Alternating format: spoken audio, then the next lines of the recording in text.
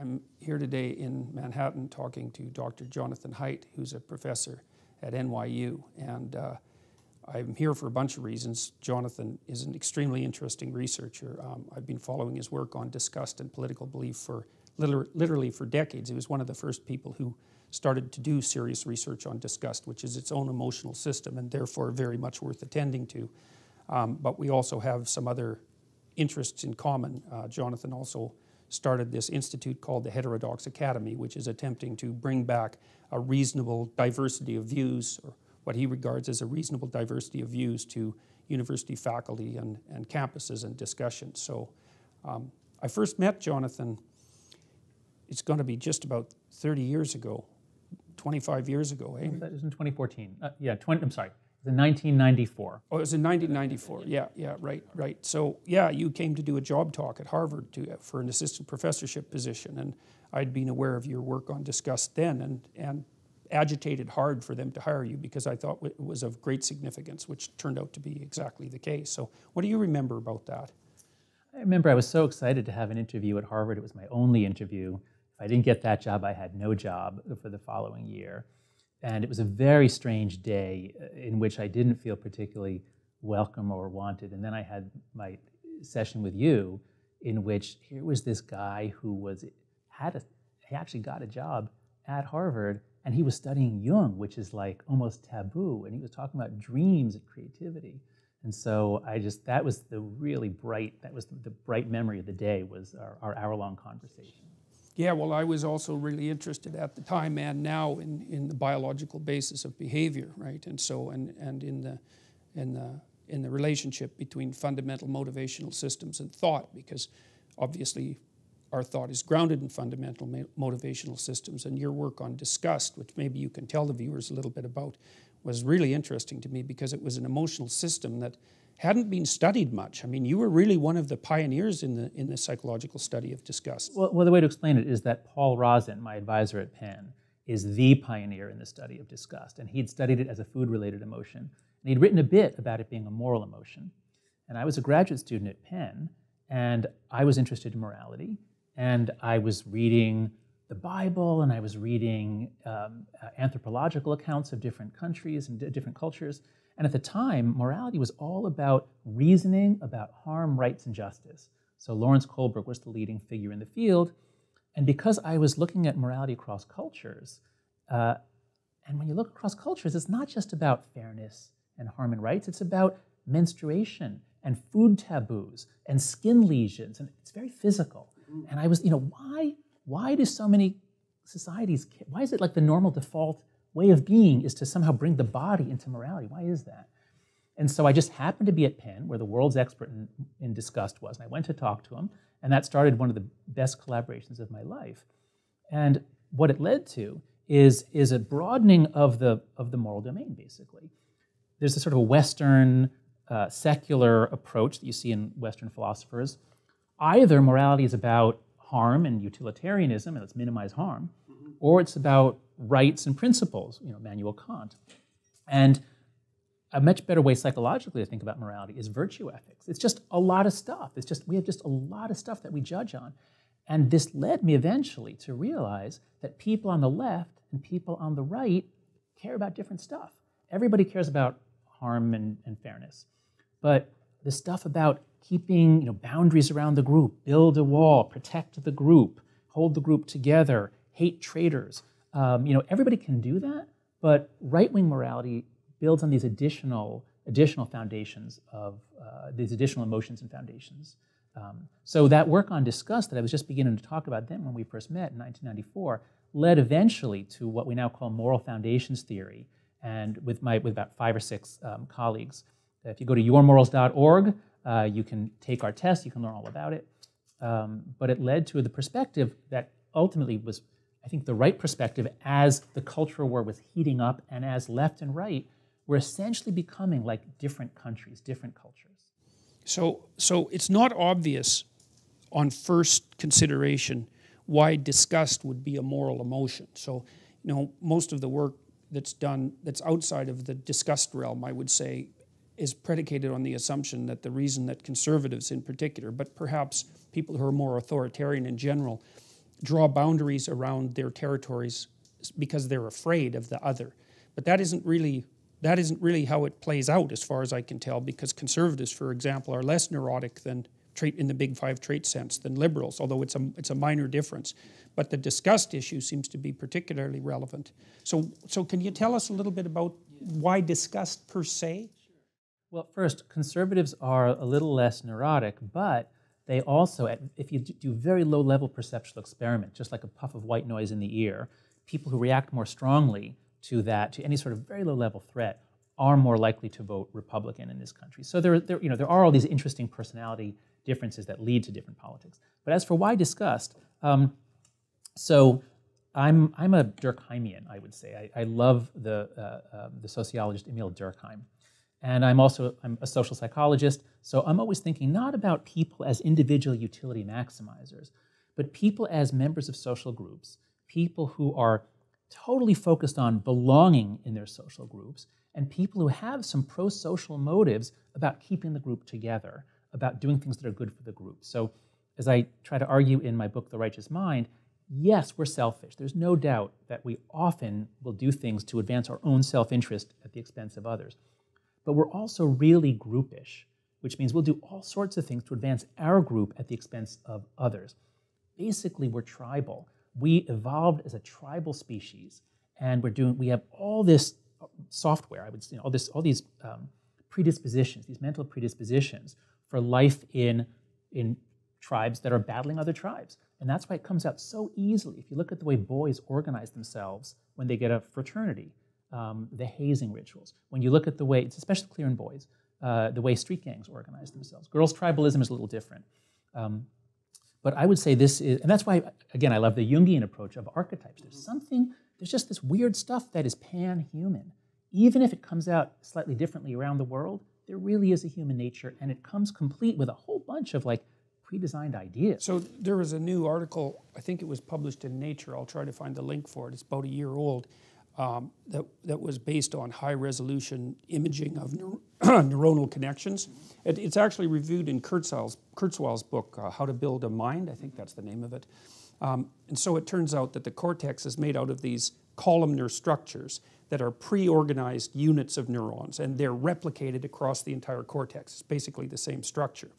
And like the older, let's say, connectionist idea was that neurons that fire together wire together, right? That's Hebb, and of course that's pretty standard neurology, but the columns are already pre-wired, so it's actually columns that fire together, that wire together, but there's even more with the high-resolution scanning.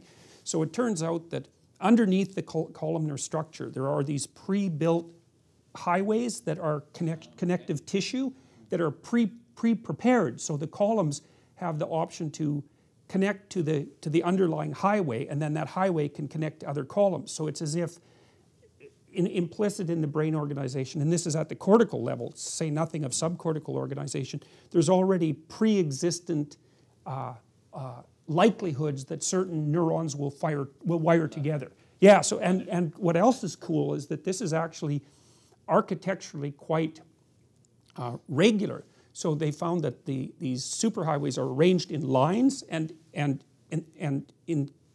at right angles to one another. So it's almost like a three-dimensional structure of wired cubes that underlies the neuronal structure. So that's some neurological evidence for the archetypal idea. So let me just explain to the viewers here why this isn't just some psychological geek conversation. This is actually really relevant to a lot of the things that we'll be talking about and that your audience probably cares about, because one of the most contested ideas in the social sciences is the idea of innateness. And the idea is, well, if something is innate, then it can't vary across societies. And if it varies across societies, then it's not innate. And if gender varies, if masculinity or femininity vary across societies, then it's not innate, it's socially constructed. But that's the wrong understanding of innateness. The definition that I use comes from Gary Marcus, who's actually a neuroscientist here at NYU. He says, innate doesn't mean hardwired. There's almost nothing interesting that's hardwired. Innate means structured in advance of experience, but then experience can still revise it. And boy, does that work for gender, for almost everything. For fears. Yeah, that's right, almost everything. We're not a blank slate about anything. And something I used to tell my students at UVA, I taught at UVA for 16 years, is, everything's a social construction. Masculinity, femininity, cancer, the sun, death, everything, there's a social construction for. You won't find a society that doesn't have thoughts about these things. But the fact that societies have social constructions tells us nothing about whether there's not also an underlying biological reality. And in almost all cases, there is. Well, otherwise we wouldn't be able to communicate, which is one of E.O. Wilson's comments, right?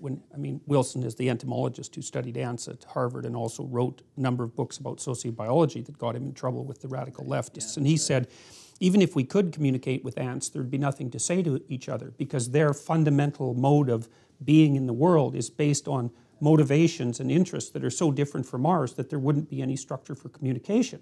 And you can kind of tell that with regards to the animals that we make friends with, right? We're much more likely to make friends with animals who have a fundamental biological and social nature that's very close to ours, like dogs, because we can basically speak their language, even though not completely. A mammal language of love, and I miss you, and I want to play with you. Yeah, that's right. Yeah, exactly, and that bonding. Yeah. Okay, so back to discuss. So, so the fundamental thing that I learned from Paul Rozin is to see us as these amazing omnivores. This is part of our survival strategy, even more than other apes. We are just brilliant omnivores. And we have the omnivore's dilemma, which is we've got to be interested in all kinds of new stuff. We're not tied to any place. We can roam onto a whole new continent. So we're interested in stuff. But stuff has all kinds of toxins and microbes. So we have to be careful about that stuff. And so these motives have to be in tension. And this is actually an interesting way to understand the left-right difference. You have to have both motives. But so imagine two siblings, one of whom is set more towards trying new stuff, seeking out new stuff. And the other is a little more fearful, a little more like, whoa, no, let's not try that. Let's stay with what's tried and true. I mean, that's progressivism and conservatism. That's the origins of it. And if you look at kids' behavior at the age of 2 or 3, it does predict how they'll vote much later. Not hugely, but there is a clear prediction there. So, so disgust is part of a regulatory system about our engagement with the world. And whether we are just sort of out there and we seek out variety and diversity, we think diversity is just a great thing, or whether we want a little more order, structure, predictability. Conservatives are neater than progressives. If you take photos of their rooms, you can actually, the cleanliness and organization, you can predict how they vote.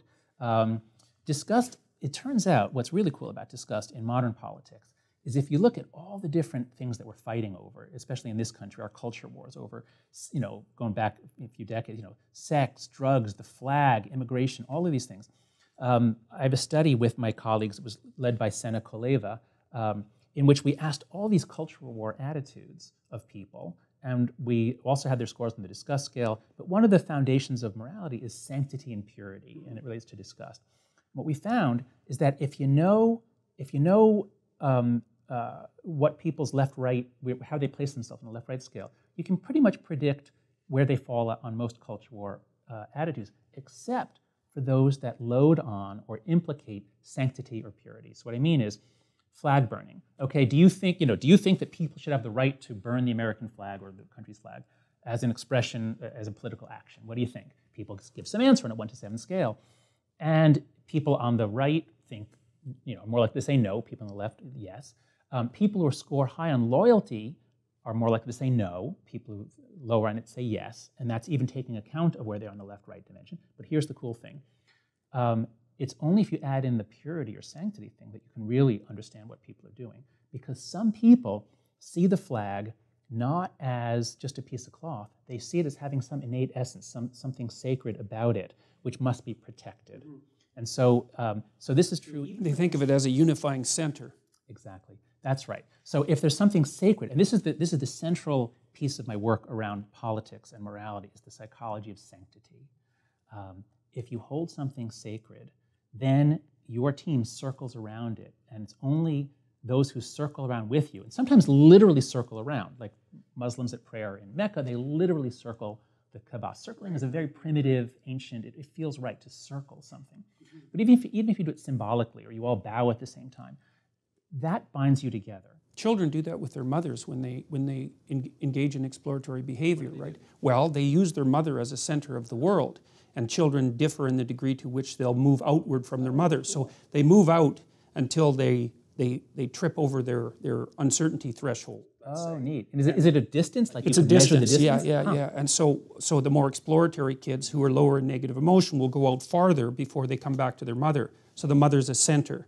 And you know that would be associated symbolically with the idea of the center as a motherland or potentially as a fatherland. That's right, that makes sense. So this way that we are incredibly symbolic creatures. We're not just out to make as much money as we can. We're symbolic and social creatures. And this psychology of sanctity or purity has become really important, not just on the right. It's always been important for especially religious conservatives. We're beginning to see it even on the campus left. And this is why I think we see some of the odd things we see on campus, that the campus must be kept as a sacred and pure space. One of the things that really alarms me about what's happened on campus in the last couple of years is that the older idea we had that it's a place for contesting ideas, it's a zone of enormous choice, people can take what courses they want, say what they want, it's kind of a wonderful free-for-all with norms of respect. It's now becoming much more of a religious zone where the perimeter of the campus is the boundaries, and within they're blasphemy laws basically. And I really started noticing this when you look at the videos of the Middlebury protest when Charles Murray spoke at Middlebury. And as everybody knows, he was shouted down. So the students are chanting, and they're chanting in unison, and it seems like a religious revival meeting. And they're swaying, and they're saying their sacred, racist, sexist, anti-gay, Charles Murray, go away. It's like a ritual incantation. So that to define the space as safe, and it's safe in a kind of a maternal way. Not yet. So far, all that's happening is they're binding together, they're moving, and synchronous movement and call and response. So it's using a lot of tropes from religion and religious worship. But here's the cool thing: when the administrator, I forget who it is, comes on to say, "Okay, we're moving the talk," and then you hear a couple people screaming out, "Off campus! Off campus!" And he says, "To another location on campus." And there's like, "Oh, no." Because, look, no one had to go to this talk. So everyone could have just stayed home. Mm-hmm. And the students did succeed in shutting down the venue, so they could have declared victory. But it's not a full victory unless he is physically off the campus. We can't have him speaking on campus because that defiles us, that pollutes us. We must shut that down. And that's where I started saying, wow, this is like full-blown psychology of religion, Durkheim, sanctity, purity, blasphemy. And that, I think, that doesn't describe most students, but that describes as sort of the core, those who really have their identities wrapped up in this movement. Okay, so with disgust, I wanted to ask you a couple of things about that. So, the Big Five research into political differences basically shows that the liberals are high in trait openness and low in trait conscientiousness, and the conservatives are the reverse. But we've fragmented conscientiousness into orderliness and industriousness with the Big Five aspect scale. And orderliness is strongly associated with disgust. So right. It sounds like Freud, yeah. Right, exactly. It does sound a lot like Freud, yeah. But it also is in accordance with your observations that conservatives have neater spaces, for example. So now... And their meetings start on time. Yes, and yeah, exactly, right. So then the nexus for political belief seems to be openness. So that's that exploratory tendency that you talked about, exploration of ideas and creativity, and low orderliness. And so then I thought, well, why in the world would the political nexus go across those dimensions, which are relatively uncorrelated?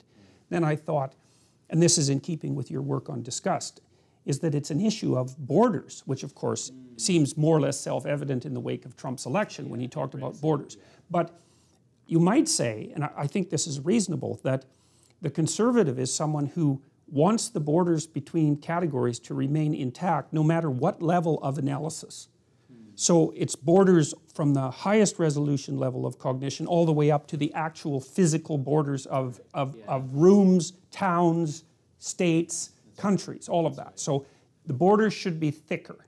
And the reason they want that, now there was a paper published in PLOS One, I don't know if you saw it, it was a couple of years ago, it was a mind-boggling paper. It should have been like front page news as far as I was concerned. And what the researchers did was between countries and then within provinces or states within countries, they correlated the level of frequency of infectious disease with authoritarian political beliefs, and found a walloping correlation. It was like 0.6. It was one of the highest. For those of you who don't know, social scientists never discover anything that's associated with anything else at a correlation of 0.6. Other than heritability. Right, other than heritability, yes. And so what they found was that the higher the prevalence of infectious disease, the higher the probability of totalitarian or authoritarian political attitudes. And then they controlled for governance, because one of the questions was this top-down authoritarianism or bottom-up authoritarianism? And the answer was that it was bottom-up. Okay, and so I thought about that from two perspectives simultaneously. At the time, okay, so we identified disgust sensitivity with orderliness, so it's, say, a fundamental subtrait. Then I was reading this book that was called Hitler's Table Talk, and it was the recordings of virtually everything he said at dinner from 1939 to 1942. Yeah, so it's a spontaneous utterance, say, and it's full of discussions about Jews and gypsies and all the people he tormented, but what's really interesting is all the language is disgust. It's not fear. So Hitler's basic metaphor was that the Aryan race and country was a pure body, and that it was assaulted by parasites, right? And then I remembered what happened to the Native Americans when the Europeans showed up and shook hands. What happened was that 95% of them were dead within 50 years, right? Because of smallpox and measles. And so that border issue that separates conservatives from liberals, let's say, is the conservatives say the novel is potentially contaminating. It's not so much that it's dangerous, that's different, that's fear, it's contaminating. And the liberals say, hold on a minute, if you make the borders too thick, then information can't pass through. Exactly. So that's the omnivore's dilemma right there. Right, right. And then since we have a biological architecture on which our cognitive platforms are erected, we have the same attitude towards abstract information, which would be ideas, that we do to things like food or illness. Right, right. And so we can think of an invading idea or a polluting idea or a contaminating idea. That's right. I'm a big fan of George Lakoff, metaphors we live by, that we use our bodily schemata to think about abstract things like politics and like what our policies should be about borders and immigration. There's a Canadian psychologist, Mark Schaller. He and his colleagues have developed what they call an account of the behavioral immune system. Yeah, right. That we don't just try to, microbes killed probably many more of our ancestors than did lions and tigers and bears. And so whoever can keep themselves and their children from being exposed to fatal illnesses wins the evolutionary game. And so a lot of that is judging carefully about people. Is he dangerous? Is she dangerous? And that's both for sexuality, for contact, for all kinds of association. So yeah, in a lot of ways, our emotions and our bodily interactions structure how we think and feel about social immorality. Well, even with the Black Death in Europe, I mean, so the Black Death occurred in Europe when the Europeans started to move around the world, and they brought back rats that were infected. Exactly. So what you saw there was both of those forces at work at the same time. So the European expansion produced a tremendous interchange of ideas from all around the world. That's globalization, but it wiped out somewhere between 30 and 60% of the population at the same time. So wouldn't it be good if in every society or every organization we had some people who specialized in saying, hey, what are the opportunities? And then we had other people who specialized in saying, well, but what are the risks? And it just so happens that a lot of people have trouble doing all that in themselves. When we have systems that are well constituted with people who have different personalities and different motives and goals, we actually can get better outcomes. We can have a discussion between them. Yeah, well, that's exactly why. It's for that precise reason that I've been so interested in free speech as a value, because, well, even on the economic front, it's pretty obvious, if you look at things economically, that the entrepreneur types who start businesses are lumped in with the liberal creative types. We've done a lot of work on the prediction of entrepreneurial behavior and ability, and it's openness that's the big predictor. It's not the only one. It's openness and IQ, fundamentally. But for managerial and administrative expertise, it's IQ and conscientiousness. So the liberals start businesses, but they can't run them because their interests flit and they don't have the organizational ability. And the conservatives can run them, but they can't continue to transform and expand them. Yep. So yin and yang, yin and yang. Yep. So one more thing about what happened in Nazi Germany that's very relevant and interesting, because it's useful to get these motives right. First of all, if something disgusts you, if you're afraid of something, then you run away from it or you freeze. But if something disgusts you, you try to burn it or kill it, right? You try to get rid of it or expel it. That's right. You want to get it away and destroy it. So when Hitler first came to power, he put in a bunch of public health schemes, like he had vans that went around and screened people for tuberculosis. And then he went on a factory cleanliness campaign. So the factories were supposed to be tidied up, and he bathed about 4 times a day, by the way, and was also a great worshiper of willpower, which is associated with orderliness, and seems maybe to be associated with disgust sensitivity in some way that isn't yet understood. Yeah. I don't understand that connection either. So he convinced factory owners in Germany to get rid of the rats and the mice and the insects in the factories, and also to clean them up and beautify them. But the gas they used to clean up the factories was Zyklon A. And it was the variation of that gas, Zyklon B, that was then used in, so you could see this ramping up. So it was, absolutely. So it was public health, then it was social cleanliness, then he went into the asylums and cleaned them up. And so it was just this expansion of who was contaminated and who was impure. And I think also his fascination with fire and his use of fire symbolism was also associated with that appeal to purification, because the whole idea of purification by fire is a very ancient idea. So, okay, so how did your work on disgust change the way that you looked at things fundamentally? I mean, you gave some indication of that already, but what else has it changed? So, since I was coming out of a psychological literature that was very focused on sort of secular ethics about justice and fairness, and then I began studying disgust and looking at the broader moral domain that almost all societies have.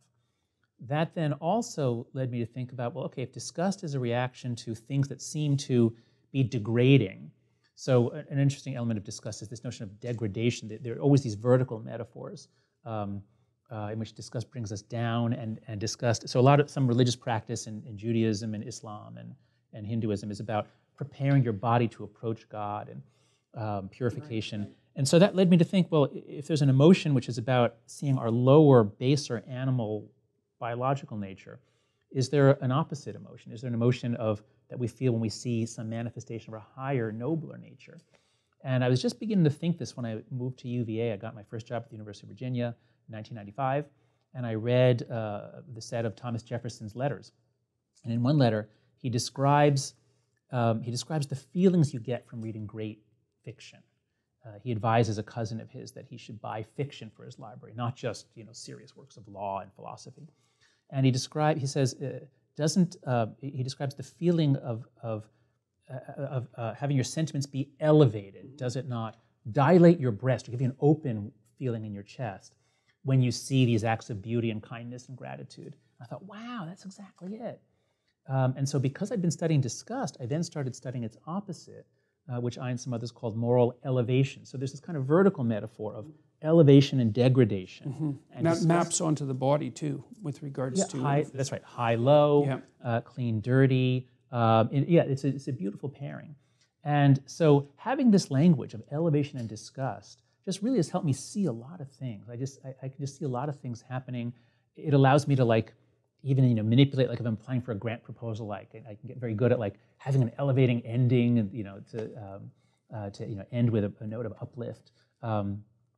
And so it just broadened my thinking about morality, and this was around 1995. And so again, it just prepared me so that, and I'd already been to India by that point. I spent 3 months doing research in Orissa in eastern India. So it just broadened my thinking, and that's what allowed me finally to understand conservatives, because I had always been on the left. I hated Ronald Reagan. I thought Republicans were stupid and evil. And it was only when I'd gone to India and really tried to understand a traditional, religious, hierarchical, gender-stratified society, tried to understand it in their terms. I didn't try to just bring in my own Western left-leaning perspectives. This was all under the guidance of Richard Schwader, my postdoc supervisor at the University of Chicago, where I did a postdoc. It was only then that I was able to sort of get inside their minds and their moral system and see that there were alternative moral worlds They each had their own logic. And that was the metaphor I came to, at the time, the Matrix movies were very popular. So the metaphor of the Matrix as a consensual hallucination made a lot of sense. That's where I came up with the idea of just speaking about moral matrices. We each have our different moral matrices. That are grounded in biology. And biology, in the sense that gives us the potential. It's like the building blocks of this matrix can't be just anything. It comes from our experiences, our embodied experiences. And again, George Lakoff is the master of that thinking. And so it was only then that I was able to now listen to conservative talk radio and Christian religious radio and see, rather than just saying, oh, those stupid, terrible people, say like, oh, wow, yeah, I can see that they're striving for certain virtues. Right. So you started to understand their metaphorical language, essentially. That's right. And that was kind of like my, I don't know, great awakening or scales falling from my eyes. But, it took a lot more years. But eventually, I kind of just pulled out the implants from my eyes and I stopped seeing everything through a partisan lens. And I'm not on any side now. I'm just trying to understand what the hell is going on. Well, it's really useful. It's really useful to understand that there are actual reasons why people see the world differently, and that you can't just easily say that one is right and the other is wrong, because the liberals are correct when it comes to borders, that if you thicken them too much and diminish the information flow, you risk making the society so static that any radical environmental transformation will sink it. It's the case. But the conservatives are right in that you pay a big price with regards to newcomers and new information, with regards to risk, to exposure, to to contamination period, but also to contaminating ideas.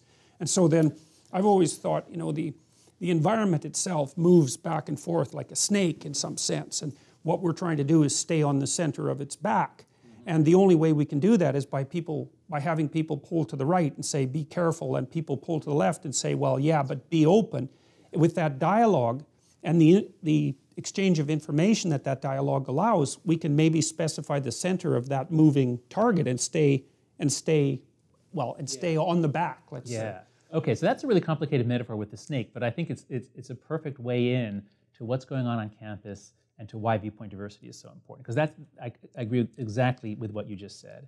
And so the view that I've come to in studying moral psychology is that humans are ultra-social apes. We evolved to live in these small groups that are fighting with each other. We evolved to have these low-level animistic religions. That's our steady state. That's the way we were for at least 100,000 years, or much more, probably closer to 1 million in some form. So that's sort of our design. That's what we were designed for, in a sense. And in that sense, as individuals, we're really kind of stupid, tribal creatures designed to do post hoc reasoning. But if you put us together in the right way, with the right checks, with the right systems, the whole can be vastly smarter than the components that go into it, which is true of the brain too. The brain is composed of neurons. Each neuron is really a kind of stupid little switch. But you put them together in the right way, and you get something really brilliant. And in the same way, I don't know all the history here, but my understanding is that science begins, the culture of science, the scientific revolution begins in Europe in the 17th century. As you get the printing press so people can share their ideas, but you get communities of people who are challenging each other's ideas. And that's what makes it so brilliant, is that people have to do their best. We're really bad at disconfirming our own ideas. It's very hard to do that. But you put your ideas out there, and then everyone else is motivated to challenge them. And so if you put us together in the right way, the truth comes out. And so adversarial systems of law, journalists know this, they have to listen to both sides, scientists know this, social scientists should know this. Okay, what happened? Well, the academy has always leaned left in the 20th century, but leaning isn't the problem. So people think, viewpoint diversity, we need everybody, we need Nazis, we need every view. No, we don't need everybody. What we need is no orthodoxy. That's what's fatal, orthodoxy.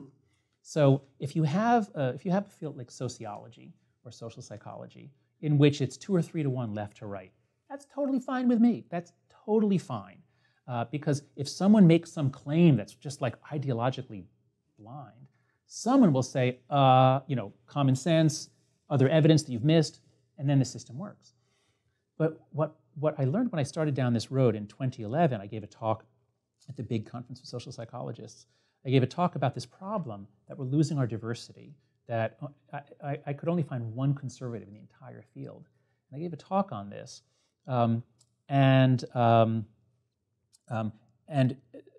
So what I've learned since then is that the ratio in psychology was between 2-to-1 and 4-to-1, left-right, all the way up to the early 90s. We've gathered together all the studies we could find. So all the way up to the early 90s, it's only 3 or 4-to-1, left to right, which would be okay. But then between 1995 or 4 and 2010, it goes to 14-to-1. Do you have any idea why? Yes. And why that time? Yes. So, you get the same story whether you look at Republican-Democrat ratios or liberal-conservative. They tell the same story. So the big things going on there are, one is that the greatest generation, which had a lot of Republicans, so a lot of men go off to World War II, they're on the GI Bill, they enter the academy in the 1950s. A lot of them are conservative or Republican. So you have a lot of them. But in the 60s and 70s, one of the main reasons to go to grad school in the social sciences is either A, to stay in school to escape the Vietnam War draft, or B, to fight for social justice and against racism. So in sociology and psychology in particular, in political science maybe, I'm not sure, you get a huge influx of left-leaning people who are there to pursue social justice. So, the motives are fine, and if it was balanced, it'd be totally fine. But as you get these young junior people on the left coming in the 70s and 80s, and then you get the older people that are more politically balanced retiring in the 80s and 90s, by the time you get to the late 90s, it's all baby boomers. And so do you get a positive feedback loop developing in there? Like you said, if Yes. it's like 3-to-1, it's okay. That's right. But maybe when it hits 4-to-1, it goes to like 20-to-1. Then exactly. Then you start getting hostile climate. So I wrote a review paper on this with Joe Duarte and Phil Tetlock and Lee Jussim, Jarrett Crawford, and we reviewed everything that we could find, and we concluded that most of what's going on is self-selection. That is, people on the left are more open to experience. They're always going to gravitate. So you get self-selection. Yeah. But then there's really good evidence that there's also hostile climate. I mean, it's undeniable now that if you are not on the left in a grad program, there's just constant little subtle or not so subtle reminders that you don't belong. And look, in the academy, we're all about saying, hey, if there are subtle hints here and there, you can't succeed, right? I mean, that's what we do for a living, is we say that little things will stop people. Well, little things are put in the way of anyone who doesn't fit politically. And so you do get hostile climate. You do get overt discrimination. There's evidence of that. And then there is also, it is part of the story here, that what it means to be a conservative in the 90s and especially the 2000s has changed. So it is true that, that the conservatives were not in any way anti-science until much more recent times. Now, actually, both sides are anti-science about different sciences, but in America, the right wing, the Republican Party, it's controversial, but I do believe that the polarization starts with the right moving further out. So what it means to be conservative. To be anti-evolutionary, which is actually what's happening on the left now too. Exactly. That's yeah. Right. So that's right. well, postmodern left. I talked to Brett Weinstein the other day, and he one of his claims is that evolutionary biology has something in it to offend everyone. So it's a science that's very likely to be targeted by extremists. You also brought up something that actually touches on the difficult problem of how it is that you might define someone who's ideologically possessed, let's say, or ideologically rigid. Because the idea was that you can make a valid case for the utility of free information flow and the free flow of people that would go along with that, and you can make a good case for the danger of that. And so the idea might be that if you're only making a case for the danger of that, then you're tilted too far to the right. And if you're only making a case for the utility of that, then you're tilted too far to the left. Exactly. That's right. And so we can look at immigration as a nice example. There's a recent essay in The Atlantic, I think it was, by Peter Beinart, where he starts with a lot of quotes that are pretty nuanced positions about immigration from Barack Obama, Paul Krugman, a bunch of other people on the left, who used to be able to say, on the one hand, compassion, economic. On the other hand, we have to have a legal process, and there's a threat to low-wage workers. So people on the left used to be able to talk about immigration and talk about the pros and cons, the pluses and minuses. But Beinart shows how in the last 4 or 5 years, you can't. If you so much as suggest that, well, maybe immigration is on net good but it might have some deleterious effects on certain classes of low-wage American workers, you could get in big trouble. Right, because that's instantly prejudicial now. Because immigration has become a sacred topic. So this is the key thing that I want everyone to keep in mind. We are fundamentally religious creatures. We're built for religion. And it's a great achievement to create a scientific establishment and an academic establishment that keeps that way of thinking out. Scientific thinking is not natural thinking. Religious thinking is natural thinking. Right. And what's happening to us in the last few years especially is a flooding in of religious thinking.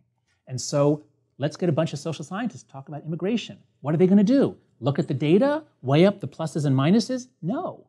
They're going to, many of them feel they're on a team, and that team is fighting the right. The right is anti-immigrant. It includes racist elements. Therefore, that justifies us in being pro-immigration. And social sciences are always, there's always ambiguity. There's always conflicting studies. Yeah, and there's multiple causal factors as well, always in a social science study. That's right. So Beinart's point was that the left used to be able to think straight about immigration. Clearly it had it was generally pro-immigration, but it used to be able to think straight. But in the last few years, a religious, orthodox mindset has overtaken it. Okay, so we might as well also point out that it's a primordial religious mindset, right? Because, I mean, there are... Yeah, I don't mean Christian or Jewish. I mean ancient, tribal, small scale, lots of gods. Right, right. Well, so then one of the things that you might suggest is that when you throw out a sophisticated religious structure, an unsophisticated religious structure comes in to fill the gap. I do think that's true. Okay, yes, okay. So that's definitely worth thinking about. So yeah, that's right. So that's right. The thing right, with religions, we have to clarify fundamentalism is the problem, not religion. And so if you get it's close to tribalism. That's right. If you get a fundamentalist, I'm happy to say, and if you have people applying to a grad program in psychology, and I find out that they're Christian, that's fine. There's no problem. But if they're fundamentalist Christian, I would think, well, let's say it's not psychology. Suppose it's geology. Mm-hmm. So someone applies to a geology program, they're a fundamentalist, young Earth creationist. Are you going to admit them? No, I don't think you should. They're not able to do the right kind of thinking based on what we know to be the case. They're not in the scientific paradigm. They're not in the scientific, that's right. So if we wouldn't admit a fundamentalist Christian to a geology program, why would we admit someone who is just as fundamentalist about certain moral and political issues into a sociology program or into a psychology program? If they come in knowing what the right answer is, committed to that right answer, likely to get angry at anyone who contravenes that right answer, and showing signs of closed-mindedness, I don't think they belong in a grad program. Yeah, I guess the question is, how in the world do you set up mechanisms to ensure that you're not swamped by fundamentalists of any sort? So those are people who are reducing everything to a single cause. It's something like that. How can you implement a structure that protects the organization against that without the structure itself becoming totalitarian? Because these things spin out of control so fast. Yeah, but so I think what we have to realize in the academy is that we face an existential crisis. We rely an enormous amount on public goodwill. We get enormous tax subsidies, direct research support. And recent polling shows that while Democrats have always had a higher opinion of the universities than Republicans, until 2 years ago, everybody thought universities are a good thing. Yeah. They make life better.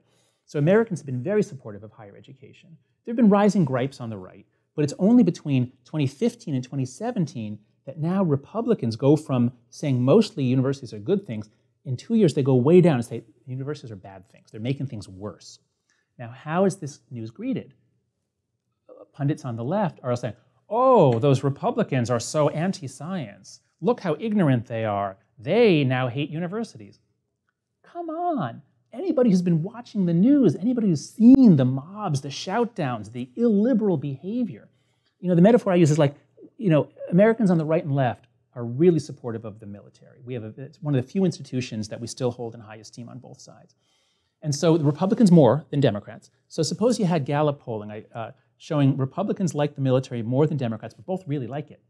And then suddenly, in 2015, we started seeing video from all over military bases, the military academies, in which the military leaders are overtly right-wing. They're saying terrible things about leftists and progressives, and the midshipmen and the cadets and everybody is mobbing the occasional liberal, and they're behaving in a really despicable, scary, and intimidating way. What do you think the left would now think about the military? Obviously, support for the military would plummet. And that's what's happening in America with universities. We are losing the support of half the country. This is unsustainable, especially in red states where they control the purse strings. So I think we have a major crisis. I think we've got to go into crisis mode, and we've got to clean up our act.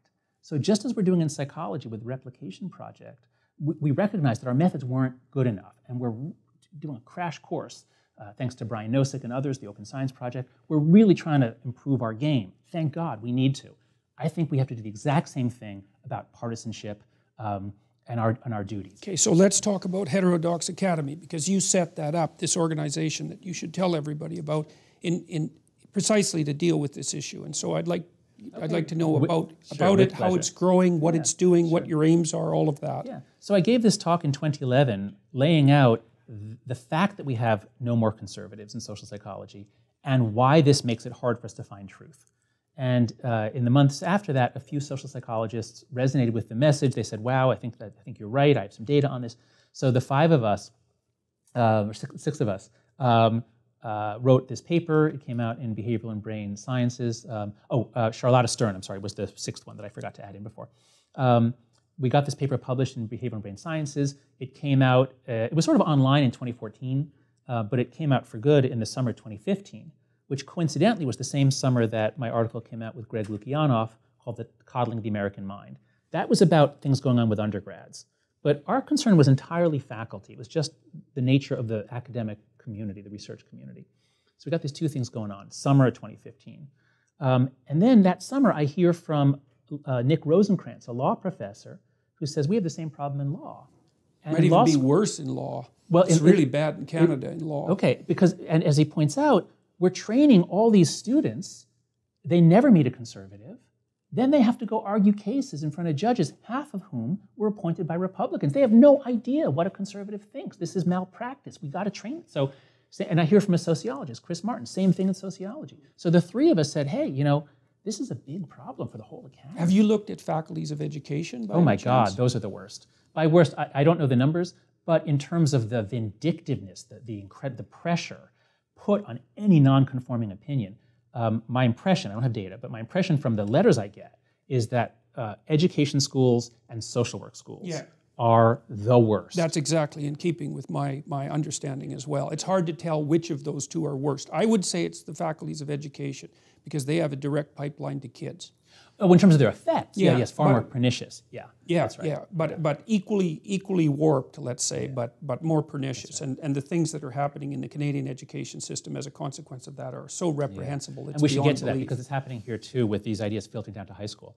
I've been so focused on college, now we're discovering the problem is actually baked in. The illiberal attitudes are often baked in by the time they arrive. Yes, and purposefully, like in Canada, increasingly, the radical leftists have control over curriculum development, and they're starting to develop social justice curriculums, which is what they call them for kindergarten kids. Yeah, that's right. So it's really... So let's finish up with Heterodox Academy, and then we'll get back to the earlier grades. So originally 3 of us decided to put up a website. I invited all the other authors from the BBS paper.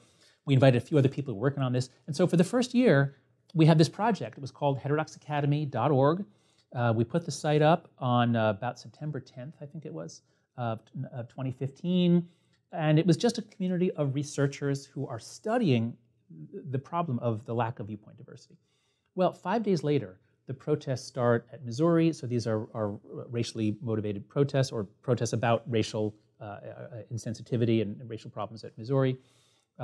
And at first it seemed like this is just a Missouri problem, but coming in the wake, of course, of Ferguson and all the videos we saw of unarmed black men being killed by police, a lot of these concerns spread to other universities. The protests aren't just about race, but it was that fall of 2015, especially the Yale protest, when the president of Yale validates their narrative that Yale is a racist place, we have to reform Yale, then it spreads nationally. And now suddenly this is not just a faculty issue anymore. So even though at Heterodox Academy we're mostly focused on the faculty, we're now seeing it's a complex ecosystem with all kinds of forces acting on universities, so that between 2015 and 2017, the danger of speaking honestly about what you think about an academic or intellectual proposition has skyrocketed. The risk of being mobbed, ostracized, formally investigated. By Title IX people, for By example. Title IX people. We're sitting here at NYU. Go to any bathroom. I'll show you on this floor. Go to any bathroom. There's a sign telling students exactly what number to call to report you or me if we say something that someone takes to be a bias act.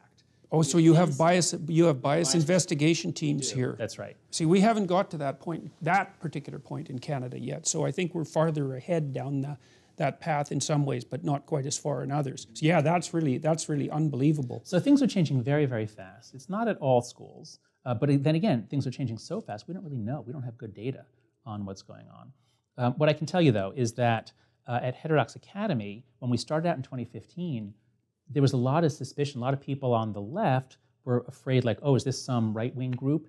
Now, very few of us are actually on the right, but because we end up mostly speaking up for libertarians and conservatives who are attacked or silenced, people will think, oh, we must be right-wing, but we're not. I mean, I've never voted for Republican in my life. I've never given money to a Republican campaign. I'm now increasingly calling myself a liberal now that we see illiberalism flourishing. But so when we started out, there was a lot of suspicion of us from many professors. But now that it's clear that the problems, these are not just a few anecdotes. This is the new normal.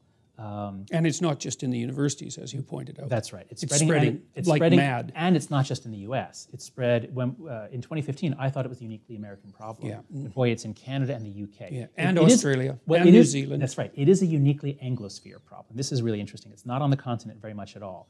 What about in the Nordic countries? No. I mean, they have, so political correctness, you have lots of places. The unique thing that identifies this new culture is linking the political correctness with the sense of fragility. And this is something America's pioneered. The idea that, in Britain, they've always had a no platforming, they call it. So if there's and there was an actual British National Party, some actual fascist party. So if a BNP member is going to speak on campus, you mob him, you shut it down. Don't give him a platform. So you've had passionate politics certainly since the 60s. So that's not new, and that's everywhere. What's new is the American idea that if someone says something, and it could be a sincerely expressed idea, not a racist rant, just like, well, I don't know, I think that maybe hormones do affect gendered behavior. Can you say that? Well, what if someone takes that as somehow essentializing gender and then saying that women are inferior or whatever? If yes, well, that happened to James Damore, for example. Exactly. So that's what's new, is the idea that if someone says something that a member of a protected or marginalized group is offended by, that person is harmed.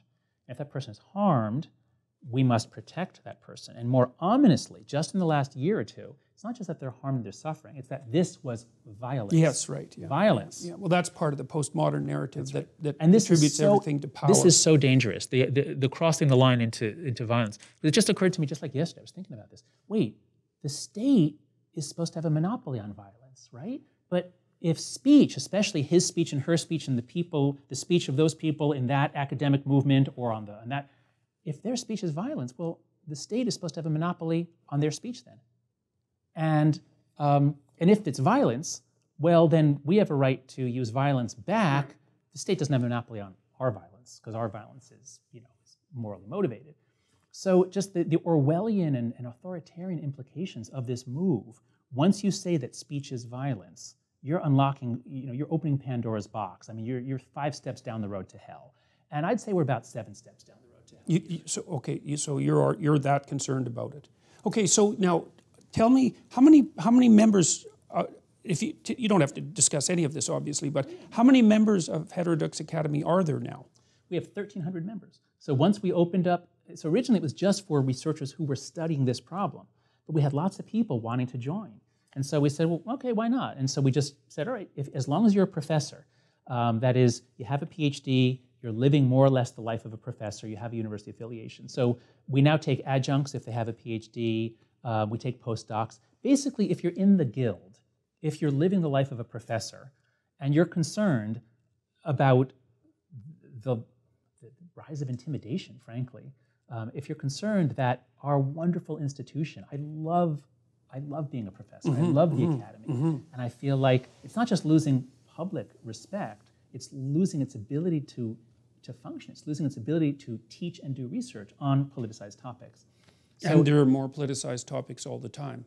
That's right. And there are a few in the natural sciences, not many, but there are some in the natural sciences as well. Anyway, my point is we're now growing very rapidly, and something I'm very excited by is since we've started having more violence on campus, beginning with Berkeley and Middlebury, we're seeing a pervasive sense among people on the left that there really is this problem here, that something has to be done.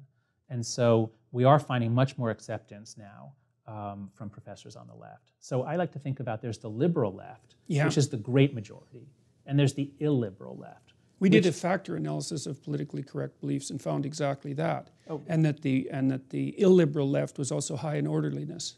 That's interesting. That's the authoritarian predisposition. Yeah. And also kind of markedly declined, was also characterized by a marked lack of verbal intelligence.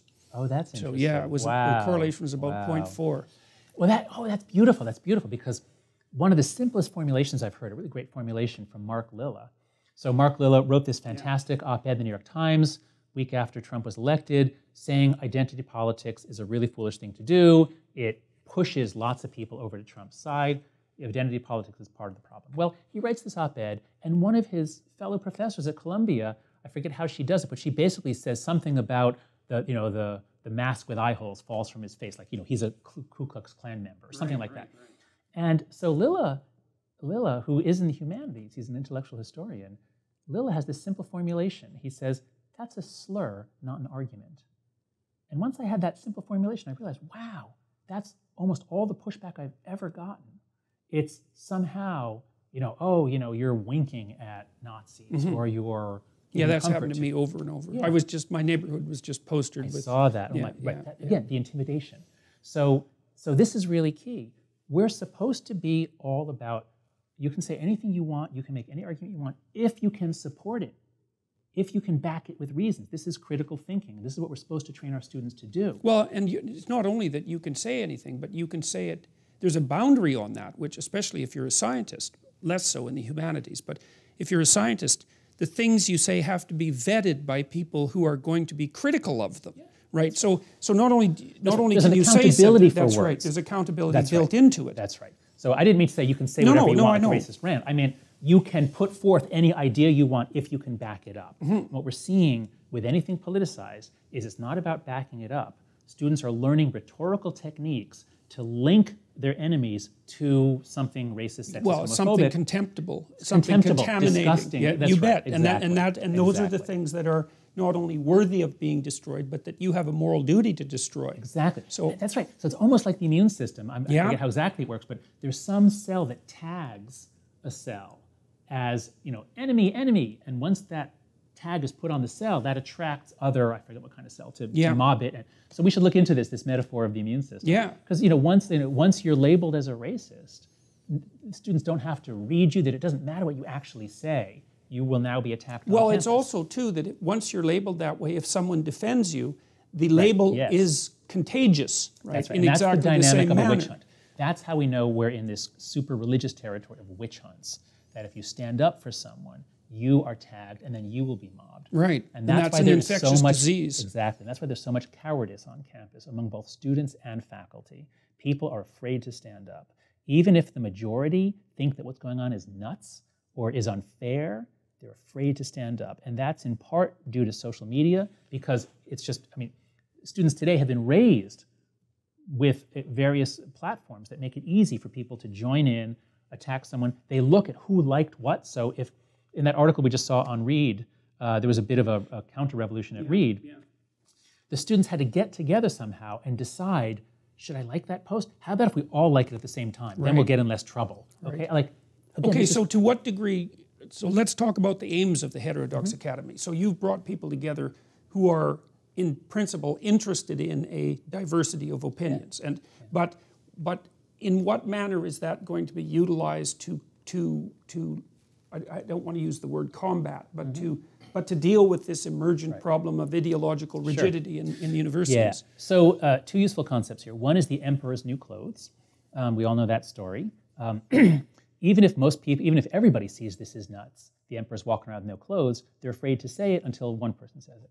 So, and this is also the Asch experiment. Everybody says that that line is the same as that line. It's obviously not true. If one person says the truth, then nobody conforms after that. Right. So the mere presence of a group of people who say, you know what, we actually need a diversity of opinions. And the fact that on our site we'll publish things. So sometimes when professors are mobbed, like when Brett Weinstein was mobbed, so I wrote an essay that stood up for him. We've done that for some of them. It's happening so fast, I can't keep up. I've got books to write, and every week there's some new member who's getting mobbed. And so we're going to develop a team of people who will write. But just knowing that there are people who will stand up for you, knowing that there are people who will say, wait a second, this is not what we do in the academy. So that's one thing, is we just stand up for each other.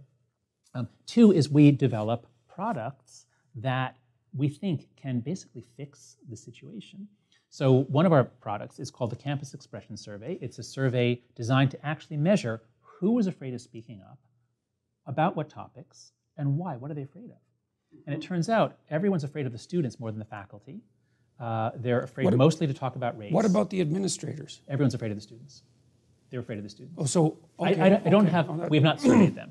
I've only surveyed students. I don't. Okay. But, okay. But from what we hear, people are afraid of the students. Well, that's also appalling in its own manner. Like, was that Reed? Failure of leadership. Where yeah. That's for sure. They let those kids come into the classroom, the actual classroom, and disrupt a class on an ongoing basis. Right. I mean, for months. Yes, and I couldn't understand that exactly. I mean, my response to that would be, first, I would tell them to leave. Second, I would call campus security. Third, if something wasn't done about it, I just wouldn't teach the class. So I don't understand, like, it seems to me that it's also up to individual professors to draw a line, which is that if you're being intimidated by students, why do you show up and teach the class? I don't understand that. Yeah. So again, people are afraid to stand up if it means that people will call you a racist. Yeah, but God, I mean, it's weird in that situation, though, That's because right. It's carried to you're an also afraid to go to your class. That's right. And there's a much more proximal threat there. So that's what I mean. That's what I'm most alarmed by, is the rise of intimidation. Intimidation is now a factor in many aspects of academic life, and that's just terrible. That's completely incompatible with what we do and who we are. Well, it's especially appalling given that whatever happens in the university campuses. Like one of the questions I've faced in Canada is, well, why should we care about what's happening in the Ivy Towers? Because you're going to hire these people next year. You are, it's the hard, like what's happening in the campuses is going to happen in society in 5 years. That's right. That's already how it goes. It's already happened. So this is actually an important point. I just gave a talk at a big law firm here in New York, where they're very devoted to diversity, but they're doing it right. They're really thinking about diversity, like why is diversity good? And so they have a whole month on viewpoint diversity, which is just fantastic. And what I'm learning from talking to a number of people in the business world is that in the last year, there are now all these pressures on leaders to endorse this, condemn that, sign this open letter. Most of that's coming in through human resources. That's right. That's right. But it's the same dynamic we have on campus. And the answer to it, so if anybody watching here, if you run a business, if you have friends who are in business, I think there are only two stable equilibria. One is that every organization is just either all right-wing or all left-wing, but that would be disastrous. So either you just say, okay, we're on one side. That would be terrible. The other is what we call the Chicago Principles of Free Expression. The University of Chicago has the best statement out there on how the university provides a platform on which multiple views can contest. The university does not take anyone's side. That's the only other stable alternative. Right. And I think leaders need to do this in business, certainly at universities. So we're encouraging every university to adopt the Chicago Principles, because a lot of what mass action is an attempt to compel the authority to come in on your side and punish your enemies. Yeah. And so that has to stop. So how effectively is the Chicago Statement how effectively is the Chicago Statement being disseminated? How rapidly are universities signing up? There a few signed on early in this whole crisis. Purdue, there are about 10 or 15 that have endorsed it or something like it. It's not enough to just endorse something, but if you have leadership that's committed to creating an open platform in which people can disagree, one thing that's very encouraging, I've been invited by a number of university presidents to come speak. We have all kinds of innovations at Heterodox Academy to foster a more inclusive climate in which people can actually engage with difference. There's a lot of interest. So I think the university leaders were very slow to react. They didn't want to alienate certain factions of students, but they're almost all reasonable people. They're almost all liberal left, not illiberal. Yeah. They're horrified by what's going on. They know they're sitting atop a powder keg. They don't want things to blow up in their face, as happened at Evergreen. So this brings us to our another product, the one that we're most excited by. So it just went online today. It's called the Open Mind Platform. If you go to openmindplatform.org, you can find, we've developed an app. We have a whole library of readings and videos. We've developed an app that guides you through. We don't just say, here's how to engage with different viewpoints. We start by saying, why is it good? And we make the case that you need this. Everybody needs this. And two, we remind people that we're all basically self-righteous hypocrites. We have quotes from wisdom traditions around the world, and we've all heard this. So just a little bit of, you can call it emotional manipulation if you like, but just get people into a mindset in which they're willing to say, oh yeah, whoa, calm down. We're all too self-righteous here. And then we teach them some psychology about motivated reasoning. And only then do we teach them to engage with views that are not their own. So we've already run this in about 15 or 20 classes. The results so far look promising, that at the end of it, the measures show that students are more open to other ideas. So the Open Mind Platform, we think, is a tool that we think a lot of universities are going to adopt. There's a lot of interest in it. And if there's leadership, if the professors generally do support viewpoint diversity and open inquiry, if we change freshman orientation so that students are trained first and foremost in how to step back, give people the benefit of the doubt, be open-minded. If we do that first. That's like behavioral exposure to some degree, right? The idea would be that if you're afraid or disgusted by something that you don't understand, the appropriate first of all, the treatment is necessary because otherwise you'll isolate yourself in the ways that you already described. And second, that brief exposure, voluntary exposure, is going to be the best curative. Exactly. That's right. That's the opposite of the safe space idea, exactly. where you need to be protected. That's right. The safe space idea is the worst thing you could possibly do for the very people you're trying to protect. Exactly. I mean, the psychology behind safe spaces and microaggressions is just the exact opposite of what we should be doing if we want to create kids, especially black kids, gay kids, women, whatever. If you think that they are vulnerable to more stigma, more conflict, if you think that they are vulnerable, that's especially when a safe space will be temporarily pleasant, but in the long run bad for them. Right, and that's the critical issue too with regards to safe spaces, is that they're sacrificing the medium and long term of the students' well-being, let's say, to the short-term lack of fear and conflict. They're infantilizing them essentially. That's exactly so, yeah, okay. So, all right, so I was thinking about the discussion idea. I've got a personality test online now that's based on this Big 5 aspect scale, but it might be interesting as something for us to think about, to find people who are high in openness and low in conscientiousness or orderliness, and offer them the opportunity to engage in dialogue with people who have the opposite personality traits. Because, well, first of all, because they're going to run into people like that always, right? And maybe even establish a relationship with them inadvertently. And so being able to tolerate that might give them the kind of insight that you said you developed when you realized that the conservative ethos was based on a reasonable but not complete set of beneficial axiomatic presuppositions. So, all right. So now this has pretty much taken over your life, this Heterodox Academy, as well as the writing. Now you're writing a couple of new books, I understand. Yeah. So I was in the psychology department at the University of Virginia for 17 years. And when my book, The Righteous Mind, was coming out, I wanted to move to New York City for a year so I could do promotional work for it. And I just had, my second child was just born, and I knew it would be hard to fly from Charlottesville. So I just happened to get a temporary position here at Stern, at the business school. And when I first arrived, I wasn't that interested in business. But as soon as I got here, Occupy Wall Street happened, and suddenly it was like everyone's talking about morality and politics and capitalism and business. And then I started learning about the history of capitalism, and I knew nothing about it. It was fascinating. And I started seeing how free enterprise and free markets have helped raise living standards around the world, Yes. radical decline of poverty. In a staggeringly rapid fashion that's completely unprecedented, That's right. especially since the year 2000. That's right. So here I was, 48 years old, discovering I knew nothing about. It was like when I first learned about evolution. Like, wow, this explains like everything in the natural world. And learning about capitalism, business, explained everything about the built world and the world that we actually live in. And there was also all these business scandals. This was 2011, in the wake of the financial crisis. And I saw a huge opening to begin applying moral psychology to help corporations have better ethics.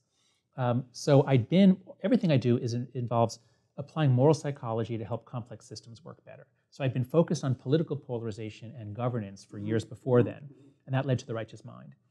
And then I got here to Stern. They offered me a job during that first year, and I took it, and it's been fantastic. It's been really exciting. It's like a whole new, almost like being back in grad school, a whole bunch of new things to learn. It must be a kind of a shock, an existential shock to be in a business school in some sense. No, it's not. It's not a shock. I mean, it's a different culture. It's much more open in the sense that it's so diverse, like the things people are doing. There's not like a way that we do things here, and it's much more open to applied projects, to actually having an impact applied on the world. projects. Yeah. And so it was a perfect time for me. Like I just, The Righteous Mind, that wraps up like the first half of my career. Like everything I did is in that book, and now it's time for something new. And that new thing was going to be looking at how morality or moral psychology both underlines or is the foundation for our ability to do capitalism, like contracts, reciprocity, all sorts of things, and how our left-right divide from The Righteous Mind makes it hard for us to figure out what's true. Like, if you raise the minimum wage, does that help or hurt the working poor? Right. If you're an economist on the left, it obviously helps them. And if you're an economist on the right, it obviously hurts them because fewer of them have jobs. And you can gerrymander the measurement devices to Exactly. produce the conclusions that you want, which is right. a big problem. That's right. So I'm supposed to be writing a book called 3 Stories About Capitalism, The Moral Psychology of Economic Life. And so I started traveling around the world, looking at how development is going in various countries. I did a 3-month trip to Asia in 2015. I came back from Asia. My article came out with Lukianoff, The Coddling the American Mind. The BBS article was published. And I thought, okay, now I can get back to this, keep writing this capitalism book. And then the universities kind of began melting down in the fall. And then we started Heterodox Academy. And so, yes, it has taken over my life. It's basically a full-time job in addition to trying to write I'm also working on so Lukianoff and I didn't want to turn our article into a book because we thought we'd said everything. But man, have things been happening fast. And we've learned so much more since we wrote that article. And you wrote that article when? How long ago? Well, we was wrote that? it in late 2014, and then we edited it in early 2015, and it finally came out in August of 2015. And so last October, Greg wrote to me and said, John, I think I do want to turn the article into a book because we know so much more now, and the problem is so much more serious than it was. And the evidence, my God, the evidence about the mental health crisis of adolescence. When Greg and I wrote the article, we saw lots of hints that depression and anxiety were going way up. Yeah. And we think that's related to the overprotection. Yeah, let's talk about that just for a second, then go back to the book. So I've got a potential demographic explanation for that in part. Well, and I don't know if you guys have looked into this or not. Well, there's 2 things that I think might be contributing to it. One is 2 or 3 things. One is the average age at which children are. The average age at which people have children has gone way up. That's true. Okay, so why does that matter? Well, because I think people get more conservative and cautious as they get older. A little bit, but true, but it's a very small effect. Okay. And it's, wait a second, okay. It's the having of the kids, which is what makes them more conservative. When you have kids, you are more threat sensitive, you're more likely to vote for the right-wing party. So just delaying childbirth wouldn't. Okay, what about fewer siblings? That would, yes, that's part of it. And this is what we're seeing in Asia too. When you have a lot of kids, you're not quite as worried. You don't have all your eggs in one basket. Well, and you can't be quite as worried, and the siblings raise each other. That's right. Right, and then there's a lot of and they dominance fight a lot hierarchies. more. Right? That's They right. play have a lot and more, fight. Exactly. It's the free play and the fighting, the working things out for themselves. Those are essential skills of adulthood. Okay, so then, all right, so we could so also smaller develop, family size is part of it, I do agree. Well, and then also what's happening increasingly in schools is that kids aren't allowed free play, and they're certainly not allowed rough and tumble free play. Exactly. That's right. That's one of the biggest things of all. So there are 3 giant, there are a lot of causes. I mean, this is actually it's a really fun puzzle because it's like the biggest social science puzzle of our age. What is happening that's making so many of our systems go haywire? and I'm focusing on the universities. The big three, I would say, are one is the loss of unsupervised free play. Yeah, okay. And Peter Gray has been brilliant on this. He's at Boston College, showing how even among young animals, they have to practice the skills for adulthood. Yeah. And getting in Pegs conflict. have shown that too. Exactly. So getting in conflicts and then dealing with it, and sometimes losing, and you Right. come back. Having a game in which there's a problem, but you have to work it out or the game stops. That's what kids always did. Yeah. And it's only recently, in the beginning of the 90s, that they're always supervised because we're afraid if we take our eyes off them, they'll be kidnapped. And that was never a risk. It was never a risk. You know, I've kind of wondered about this gender flexibility issue as a form of delayed fantasy play. You're getting Freudian on me. Go ahead. Well, How does this one work? because it looks to me like that is, you know, when kids are little and 3 and 4, say 3 to 7, they do a tremendous amount of identity play. You know, they pretend they're animals, they pretend they're parents, they pretend they're girls if they're boys, they pretend they're boys if they're girls. Like, they really do a tremendous amount of identity play. Right. And one of the things that's been really puzzling me is, well, what happens if that isn't, if they never have an opportunity for that because they're not engaging in fantasy play? Maybe it's just delayed till adulthood. Oh, that's interesting. So, because play, it's almost impossible to overstate the importance of that rough and tumble play, and then the fantasy play that enables you to adopt different identities, and then the negotiated games that you talked about that enable people to handle both victory, but even more importantly, loss. That's right. So No, that's plausible. That could well be. I have no opinion on. But the big three factors that I think are explaining part of what's happening on campus are, one, the loss of the unsupervised play, so that the kids there's always an adult present, and so they come to college and they expect there to be an adult or dean somebody if there's a conflict. That's one. Two is social media, which hit just as iGen, internet generation. This is Jean Twenge's work. You know, we used to think that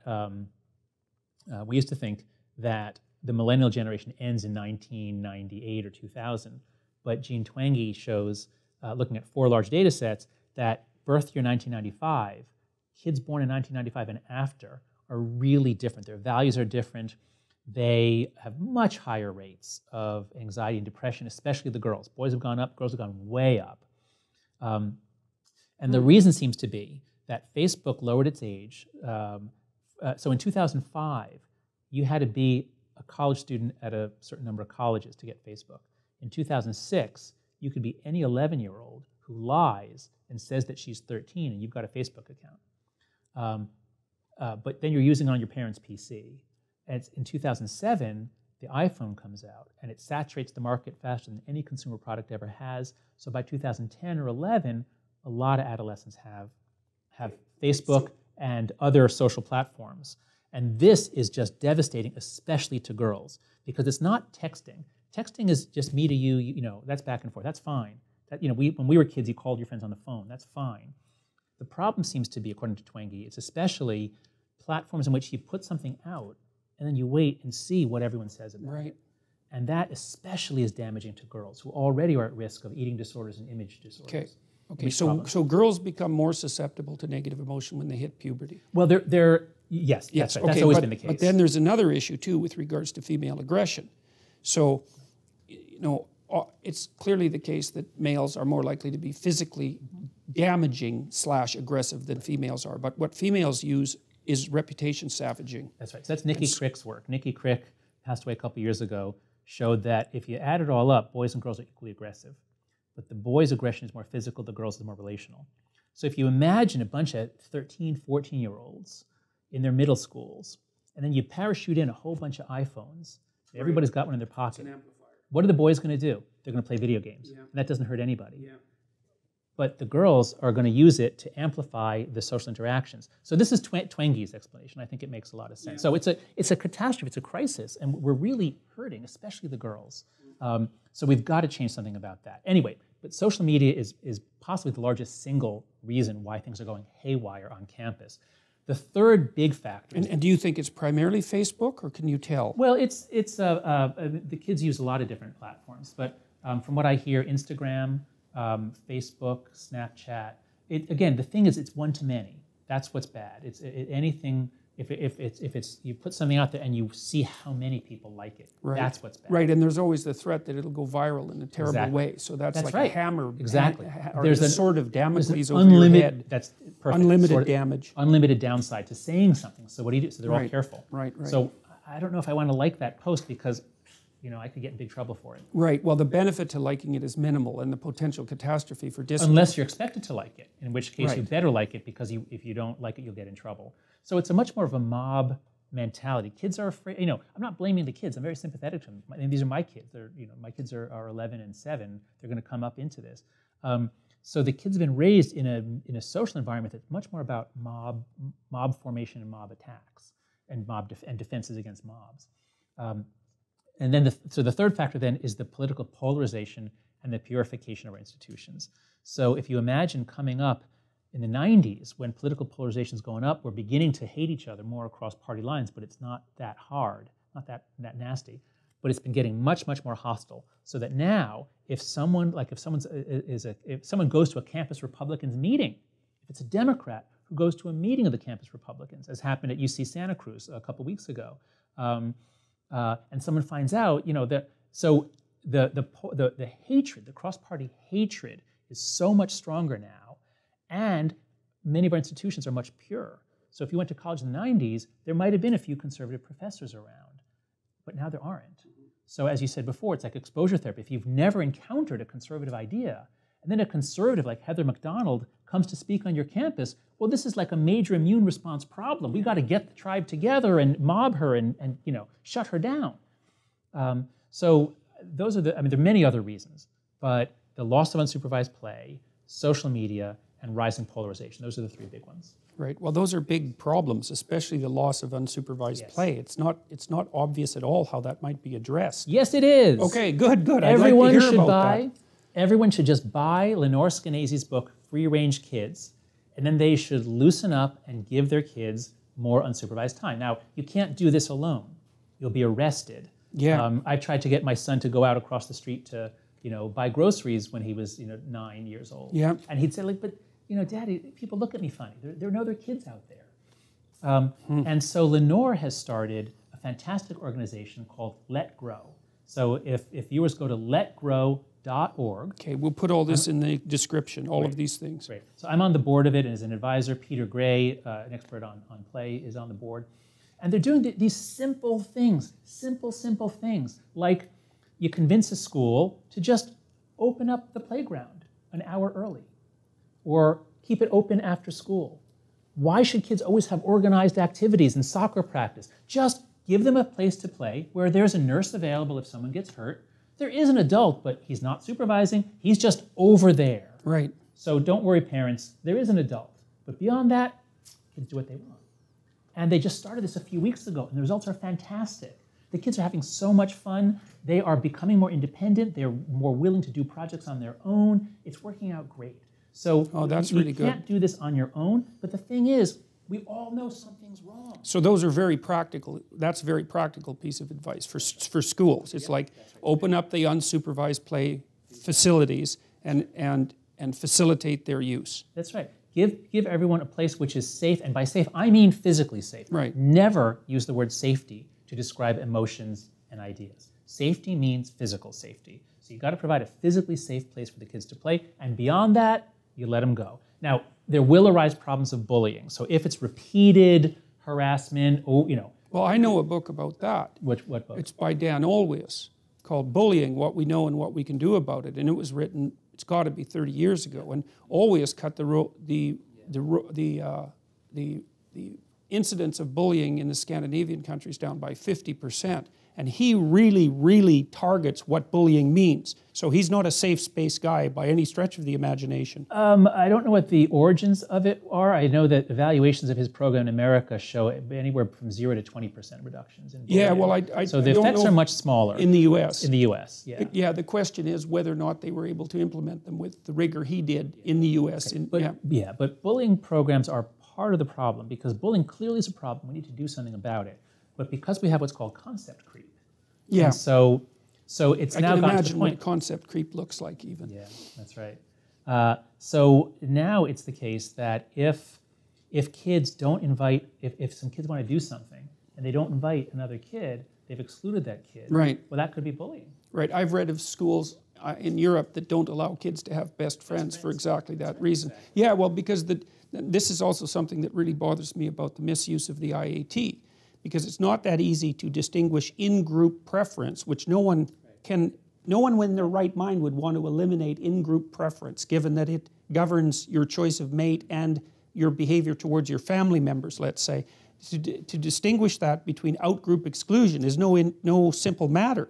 And to tell kids that they can't have a best friend is another thing that interferes with an important part of their development. Yeah, I think both of us have spent a lot of time looking at ancient wisdom, at the writings of people long ago. And I often come back to Aristotle's claim that any virtue carried to extremes becomes a vice.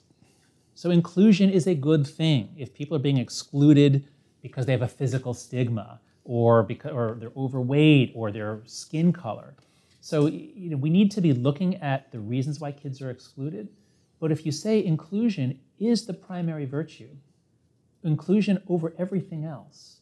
And so if those two best friends are excluding others, no more best friends. Right. This is madness. Yeah. This is a vice. So I think that inclusion, again, it's a virtue unless it's carried to extremes. Well, that's probably a pretty good place to stop, I would say, unless do you have anything else that you wanted to talk about? We talked about the role of religion and the fact that people are naturally religious thinkers. Yep, we talked about the Heterodox Academy. We talked about your work on Disgust and your plans for the Academy. You talked about your books. Is there anything else that might be of interest that you can think of? Let's see. Just that, I'll just say that I'm actually optimistic about what's going to happen on campus. I think things might continue to get worse this year, but I think there's an interesting phenomenon called preference falsification. When you have people not speaking honestly, as you had under communism, when you have a whole system where almost everybody thinks this is terrible, I hate this, but I don't dare say anything. When you have preference falsification, this is work by Timur Kuran, and everybody hears everybody else's preferences, so they think, okay, that's what everybody thinks. When you have an unraveling, it can unravel very quickly. And that's what happened in the communist countries, because everybody hated it.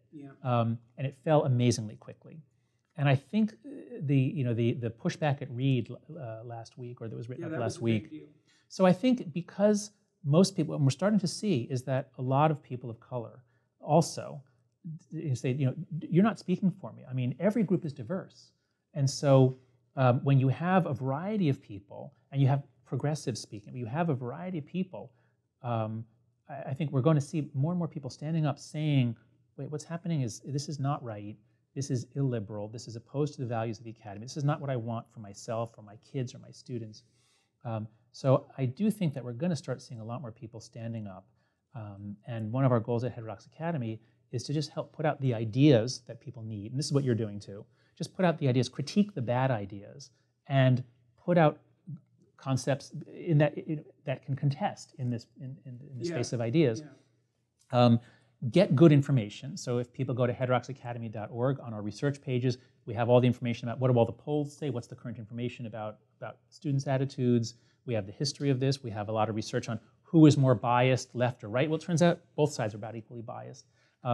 So we think that by just doing what we actually do well as academics, that is research, making arguments, being calm and civil, we actually think that we can turn this around. So if anybody watching this is a professor, I would invite you to join. Go to heterodoxacademy.org and sign up. Okay, so let me ask you one more question. I mean, that sounds good, and it's good to hear that you're optimistic. I mean, I waver. Although I wouldn't say I'm pessimistic, I just think we're in one of those situations where things could spiral in either direction very rapidly, and that worries me. What about the disciplines on campus that seem to be primarily devoted to the activist cause? Because my view is, or my fear is, that we've subsidized the activist disciplines. Let's say women's studies as a good example, but we could say social work and then the faculties of education now as well. I think they're in the same bin. Let's put it that way. The women's studies programs in particular, their express goal, expressed on their websites, is to produce social justice, radical left-leaning activists. And so, like for a while, one of the things I proposed in Canada was that the Conservatives in particular cut the university funding by 25% so that the universities would have to sort themselves out. But then that was a provocative claim, obviously. But then I thought, well, that's not a good idea because it opens up the door to political interference in the academy, and that's bad. That's conservative that's and right. left. No, that's right. But, That's right. But the academy's done a very bad job of policing itself methodologically. And we have these disciplines. Women's studies, I think, is a prime example, and that's been very much criticized in Canada by Janice Fiamenko, who used to be, yeah, she is, and she's not in her natural milieu when she's doing such things. You know, she's a brave and tough person, and she's gone after the women's studies types on methodological grounds, particularly. But there are people who are working full time at doing nothing but producing the kind of polar. So, what do you have any thoughts about that? Yes, I do. I think so. Here I teach in the business school here, and I teach a course called Professional Responsibility. And I teach my students about their fiduciary duties, their duties to their employers, the duties that we have to each other. And fiduciary duty refers to a very, very high standard of care. If you're managing someone's money, you know, you really have to be committed to doing what's in their interest, not in your interest. And I think we need that concept in the academy. We have, I'm not sure if it should be called fiduciary duties or just professional duties, but I think we have two primary professional duties that we must never, never betray. One, the most important one in our role as scholars, is our duty to the truth. We must never say things that we think are false or allow people to say things that we think are false because we're afraid if we challenge them we'll get in trouble. So we have a fiduciary duty to the truth. And political, ideological commitments clearly warp us. They make us do things. They push us. So we've got to recognize that if we let our systems get out of whack, we are betraying the truth. We are systemically, we have a systemic truthism problem. We are systemically betraying the truth in many of our disciplines. So I think we need an awareness of that, and we need to hold ourselves to a higher standard. Then in our role as teachers, we have, and here we really can call it a fiduciary duty. These are people's children who are sent to us to educate, to enlarge their minds, to teach them skills. If we were to use them for our sexual pleasure, it's obviously a horrific crime. But what is it if we use them for our ideological purposes? If we say, you've given me your children to educate, I'm waging a political battle, I'm going to try to get use them as tools. Use them as tools. That is horrific. That is unacceptable. We are violating our duties. So I think we need right, but the response to that, especially from the postmodernist types, is that that's all there is. There's only ideological conflict. Well, that's right. Perfect. So back to your original question, are there problem departments? Absolutely. So I wanted to put forth these two commitments, to truth and to educating, not indoctrinating. Yeah. And universities that embrace these highest goals, like the University of Chicago, I think is the best candidate, will probably find that they need to do something about departments that don't live up to those goals. Other universities, and I think Brown is leading the way on this one so far. I mean, earlier in 2015, the president had all kinds of statements about Brown is committed to social justice, a bedrock commitment to social justice, she said. So if some universities choose to devote themselves to social justice, that's fine. Just be upfront about it. Say so. So students will know. If you want social justice training, you go to Brown. But if you want to actually be trained to find the truth, to do research, you go to Chicago. And I think we're going to see people flooding to Chicago and schools like it. So what I'm hoping. So that's the mechanism there. If they make their statements public, that the choice of the students will be to go to the universities that hold the principles that you just described over the other ones. It'll be a marketplace choice. Exactly. That's right. So that's why I said when I talked about the emperor's new clothes, we have a situation, we have a gigantic market failure in which our top universities are offering a product that most consumers don't want. Right. And so my prediction is that Chicago is going to see a huge surge of applications this year. And if that's true, I think other universities are going to follow suit. They're going to take notice. So I'm hoping that we'll see a schism in the American academy between those universities that stand up and say, this is madness, we are committed to providing a platform, we don't discriminate based on viewpoint and politics, that's the Chicago way. and those that say, no, we're about social justice. Come here and we will train you to fight for social justice and against the right. So if people have clear choices, then I think we're going to see a big change. And that's why I'm optimistic, because I think we're going to see that. All right. Well, thank you very much. It was great talking with you. So.